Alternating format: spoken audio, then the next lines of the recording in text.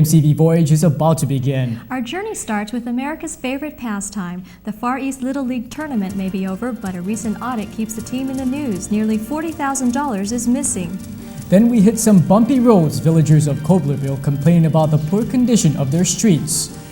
And people are shelling out a lot of money for turtle accessories. We'll tell you how that's led to a reduction in their numbers. The numbers on the clock indicate that tonight's KMCV News is about to begin. Stay with us.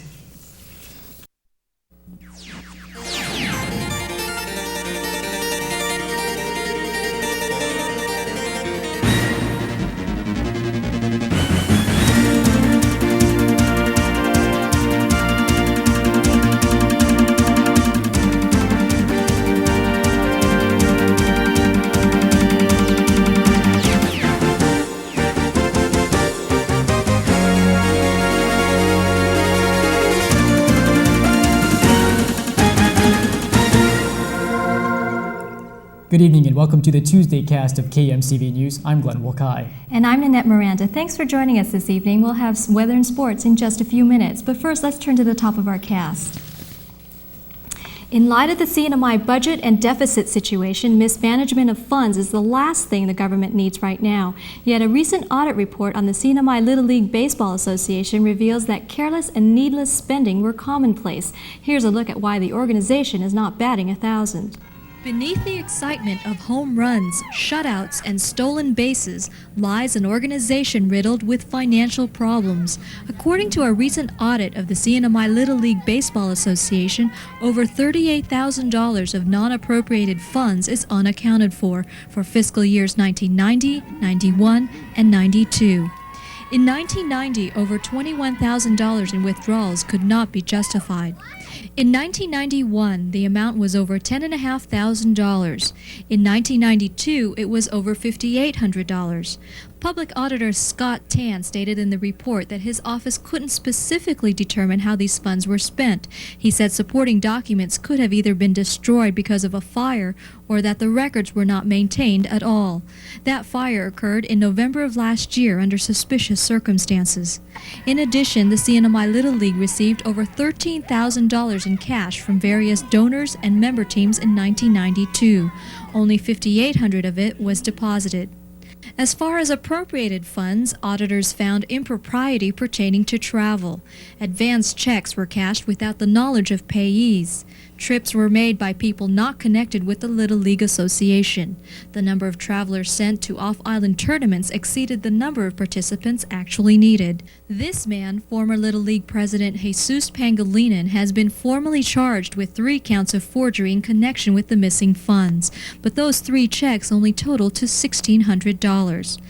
The Public Auditor's Office has made the following recommendations: require the former president to account for the undeposited cash receipts and cash withdrawals. Replace the savings account with a checking account. Prepare an accounting and administrative policy and procedure manual, especially on travel. Require association presidents and treasurers to submit an annual report. Plus, stricter guidelines from the Director of Finance in releasing checks. The Public Auditor is still awaiting a response from District Administrator Representative Antonio Camacho, who will implement some of these actions. Representative Camacho was first notified about the report on March 2nd, according to the Public Auditor's Office. He was given 30 days to respond to the audit before it became public. Camacho was again asked to respond on April 14th, which he also failed to reply to. Meanwhile, former Little League President Jess Pangilinan is scheduled to appear in Superior Court tomorrow. According to Assistant Attorney General Russ Marsh, Pangilinan will enter a change of plea. His original plea was not guilty to theft and forgery charges. And the last 3 men in a group of 7 arrested on various ICE charges appeared in Superior Court today for a preliminary hearing. Angelito Manaay, Romeo Ipil, and Raimundo Lazaro, though, have been ordered to come back Thursday morning when their 4 other cohorts will appear before a special judge. The 7 men were arrested last week in a buy-bust operation involving a confidential informant. The informant was able to buy 5 packages of ice using $3,000 in marked money.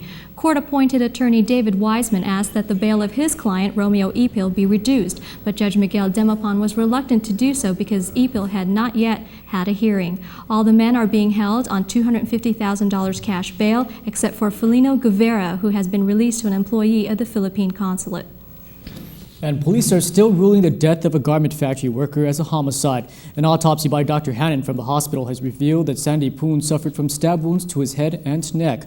The doctor also determined at the time of his death to be Thursday night. Poon was found Friday morning in the bushes near the Kobler basketball court. Police Chief Antonio Regis says they have no leads or suspects at this time. The tourist facing several counts of theft and forgery charges has entered a plea agreement with the Attorney General's office. By doing so, Samuel Samonte waived his right today in Superior Court for a preliminary hearing. Assistant Attorney General Cheryl Gill asked Judge Miguel Demopon for a later court date because an ongoing investigation has revealed that there may be more illegal activity than what Samonte is charged with. Judge Demopon granted Gill's motion. Samonte is due back September 2nd. He is expected to plead guilty to the theft and forgery charges at that time and may face deportation. Samonte allegedly bilked several Filipino nationals and local businesses out of thousands of dollars. Meanwhile, he is being held on $50,000 cash bail. And coming up next, if you have turtles hanging off your body or your walls, you are breaking the law. And villagers of Koblerville are demanding that their roads be fixed. Details after the break.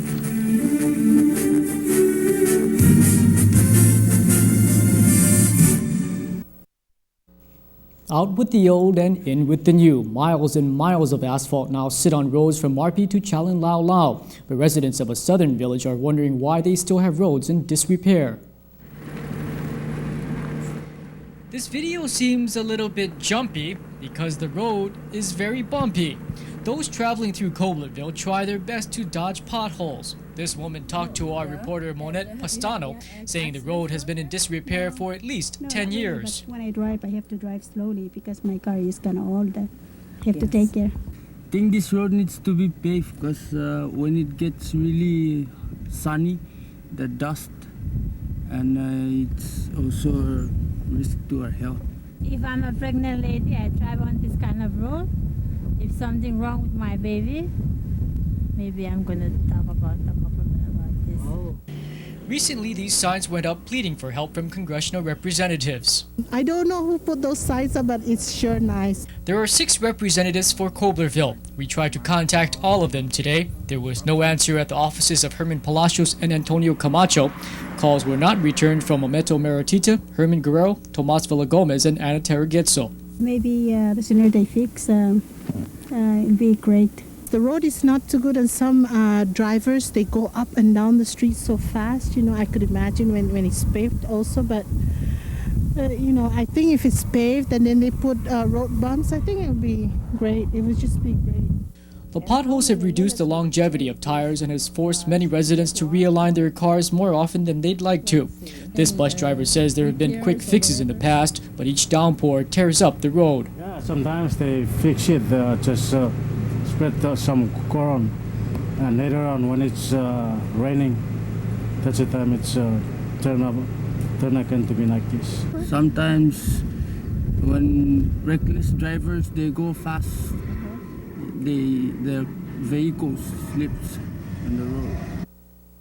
That driver says one of the benefits of the bumpy road is that it keeps people's speed down, thus protecting children at nearby Koblerville Elementary School.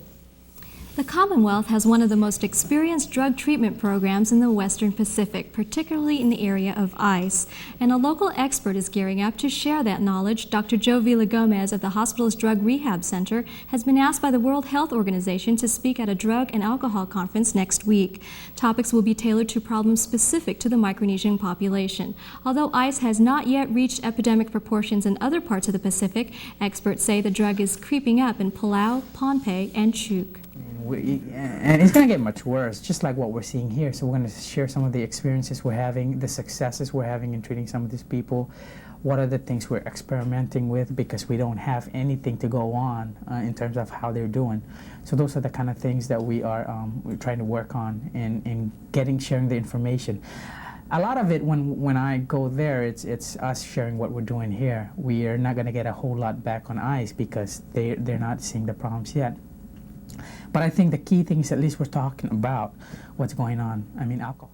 Dr. Villagomez says alcohol is still the #1 drug problem in that area. He says most men don't live past 60 years old because of alcohol-related problems such as uncontrolled diabetes, high blood pressure, and cardiac complications. Use is high among this group because alcohol is a mood-altering drug. Thing is that alcohol allows a lot of especially the gentlemen, the men in the culture are not very easily to vocalize their feelings, to say how they feel about situations in the family, how they feel about their father, their mother, especially if there's some trauma in their childhood like incest or sexual abuse or child abuse. Well, alcohol gives them that vehicle to express, to vent out the feelings. The conference will be held in Policar, Pohnpei next week from August 9th to the 13th. And throughout Micronesia, animals are in danger of extinction. There are 11 species on the CNMI endangered list. 2 of them are turtles. The number of reptiles within the CNMI are continuing to drop. On tonight's Eye on the Environment, we take a look at the Commonwealth's poaching problem. Turtles have been known to lay their eggs on the southern shores of Saipan, but the breeding process has been interrupted by man. Division of Fish and Wildlife spokesperson Melissa Upton explains. And because of recent development, turtles are not laying their eggs on the beaches around Saipan especially, and maybe other areas of the CNMI. In addition, Upton says commercial poaching is the main reason for the dwindling numbers. And that's probably one of the biggest. And the international trade in sea turtle products, like the shells and jewelry and that kind of thing. And also in commercial fishing, where sea turtles get caught in the nets and end up drowning. People shell out a lot of money for the highly sought-after commodity. Turtle shells are often made into jewelry, perhaps a necklace, ring, or bracelet. However, if you have a turtle hanging on your wall or off your body, you could be in for a big surprise. So if you have the shell or the jewelry, you cannot import that into the CNMI. It will be confiscated. As long as there's a demand for turtle accessories, Upton says there will be a market for the illegal items, but the risk will be greater.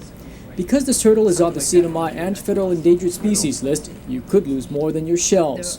A fine or penalty of $1,000 up to $5,000, and we're in the process of amending our regulations to make the penalty more stricter. Upton says if development on beaches continues, sea turtles will no longer be able to reproduce in the CNMI. There are certain areas where humans and turtles should stay away from. 3 beaches made this week's marine water quality list of contaminated areas. They are the Central Repair Shop, the DPW Channel Bridge, and the Diamond Hotel Beach. High concentrations of fecal coliform bacteria may be the result of stormwater runoff during the recent rain showers. DEQ advises the public not to fish or swim within 300 feet of these locations for the next 2 days. And now we get into sports. Will you ever swim in a contaminated area? No, Glenn. Never have. Matter of fact, I haven't gone swimming for quite a while. Do you know how? You sure do. Well, we have NFL preseason action with the Cowboys and Vikings. And our Far East tournament is over with a 3-way tie for second.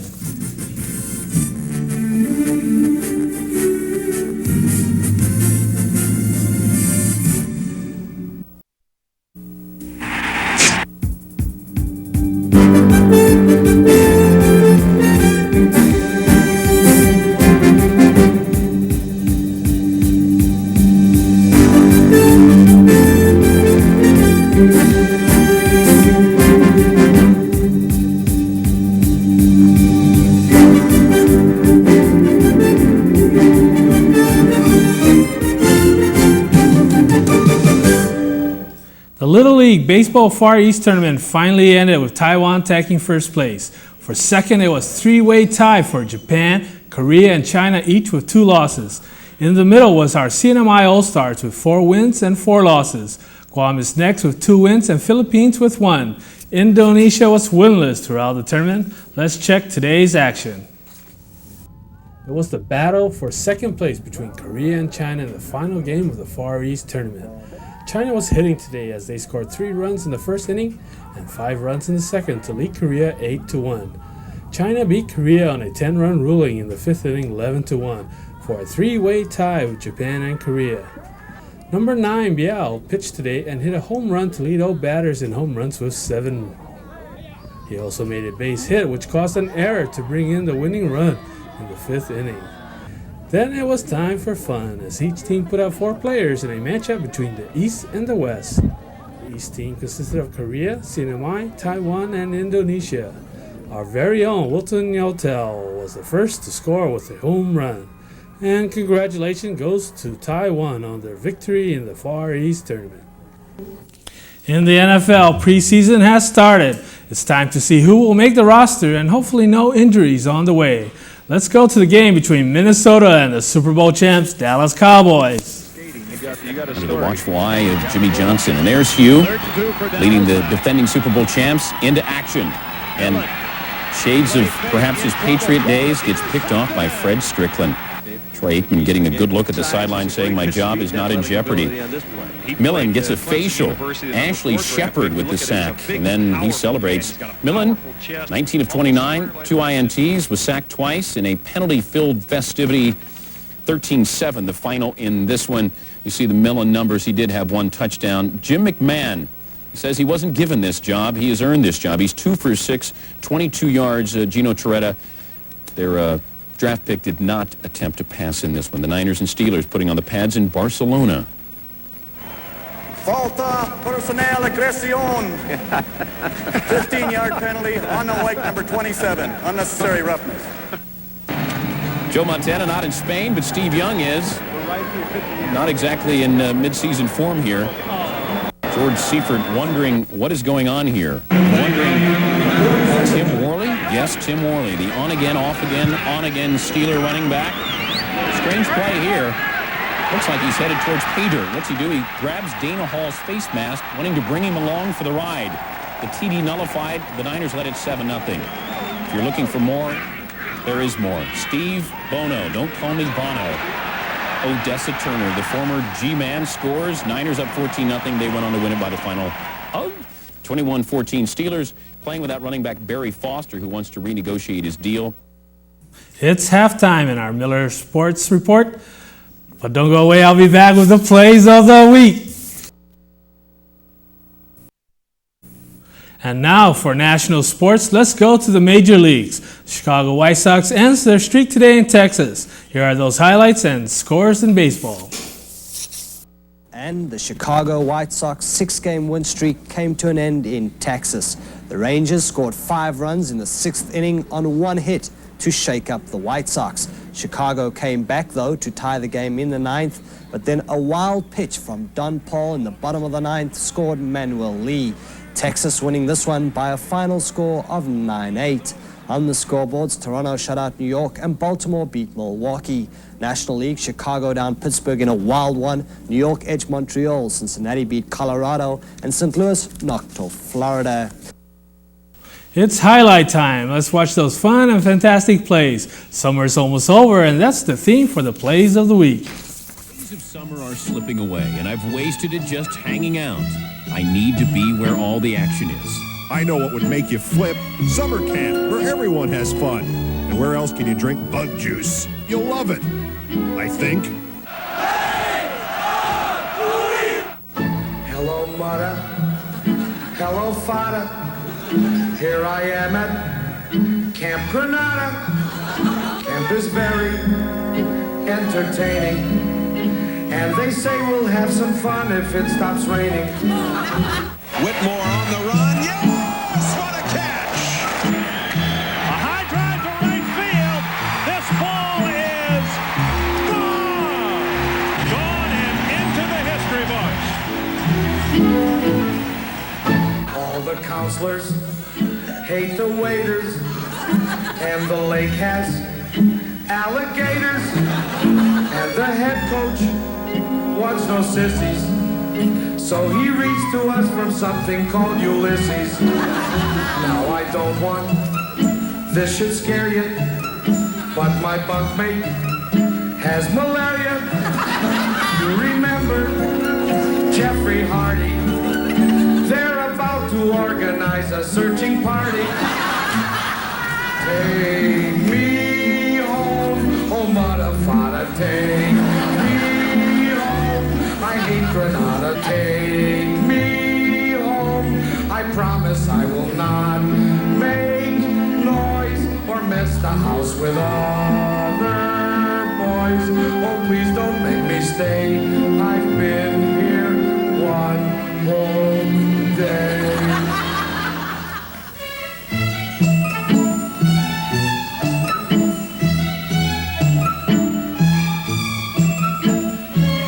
Lofted way back to the wall. He's going to leap, and he's got it. Shallow center field, Blauser. Wait a minute. It stopped hailing. Guys are swimming. Guys are sailing. Playing baseball. Gee, that's better. Fada, kindly disregard this letter. Don't forget, you can catch the Major League Championship games live on Channel 7 at 7 p.m. this Wednesday, Friday, and Monday. That ends the Miller Sports Page. Don't go away. Vicky will be back with the weather report.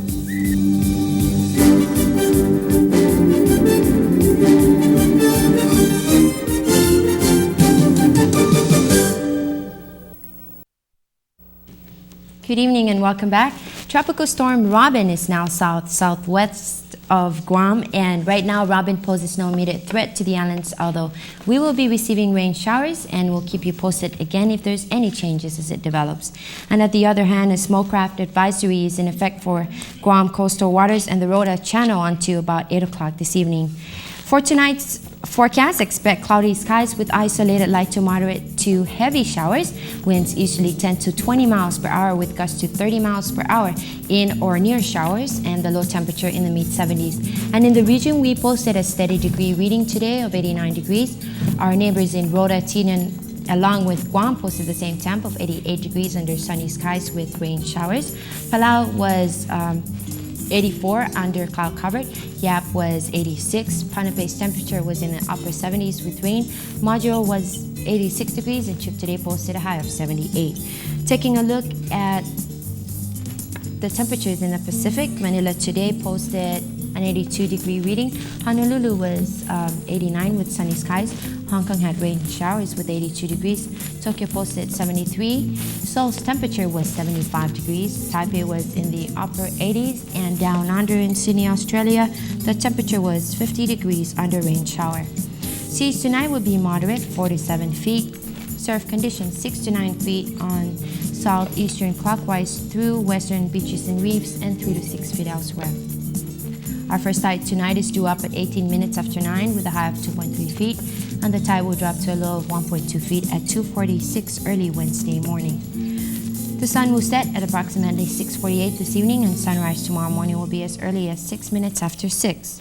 And for tomorrow's forecast, expect the same we had today, although mostly cloudy skies with showers during the morning hours, becoming sunny and hot with isolated light showers by late afternoon.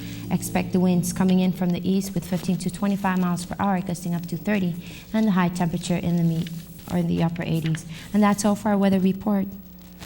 I know we had a lot of rain today, but that tropical storm Robin's not going to turn around, come back and hit us. Well, we're not sure though, it's hard to tell. Yeah, Mother Nature knows best. That's it. This journey through this newscast has come to an end. Thank you for joining us this evening. We hope to see you again tomorrow. Good night. Good night. Yes.